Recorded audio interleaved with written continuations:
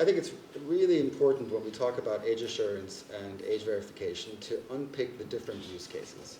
Because what I see a lot in the regulation and also policymakers and many people kind of conflate all the use cases into one and then try to solve for that. And you can't really do that. So if I think about the three most common use cases for applying age assurance technology, one is to keep kids out of places they shouldn't be.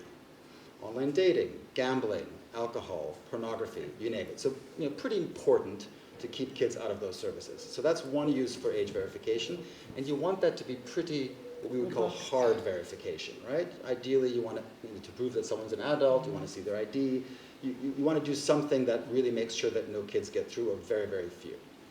The second is adult verification, but for VPC, so for verified parental consent. Both COPPA and GDPR's Article 8 require you to verify that the parent is indeed potentially the parent. And I say potentially because, in fact, what the requirement is that they just have to verify that they're an adult. They don't actually verify the parental relationship. No one's figured out how to do that yet.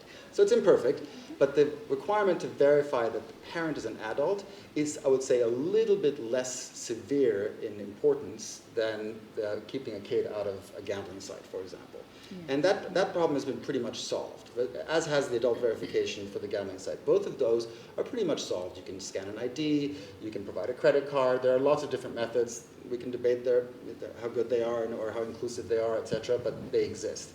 The third one is, how do you assure the age or assess the age of a teenager or a child so that you can adapt your service, however subtly, as required by the age-appropriate design codes in California or in the UK or in Europe.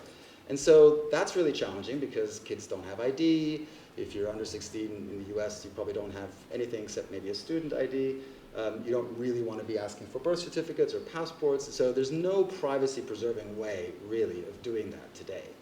Now, there's some new technologies that are emerging that are very effective. I mean, facial age estimation, for example, has gotten very good at threshold assessments, adult, not adult, for example.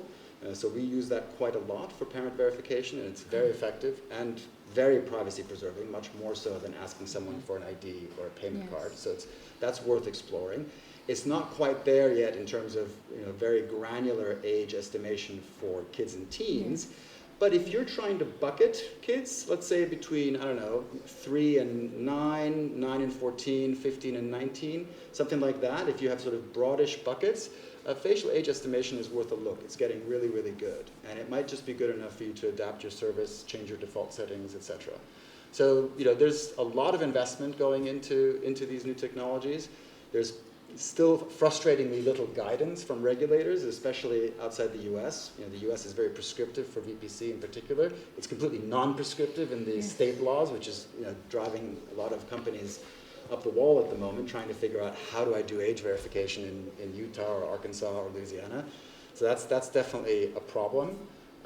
But there's lots of investment in this area, and I think there's more and more solutions available. So you're seeing the move away from this kind of requirement for hard age verification, which I know presents, we've talked about this before, kind of inclusivity issues. Yeah, I think a lot of policymakers think they want hard age verification when in fact it's not necessary. It's not necessary for parent verification. It's not necessary even for verifying that someone's an adult to access a pornography site, because you don't need to know their identity, and most of those methods actually take a picture of your ID. That's far too much information. They don't even need to know exactly how old you are. They just need to know that you're over a threshold. And so if you just need to know that someone's over a threshold, in most cases, hard age verification with an ID is not necessary. And so we have to really invest in some of these alternative methods like facial age estimation, in my opinion.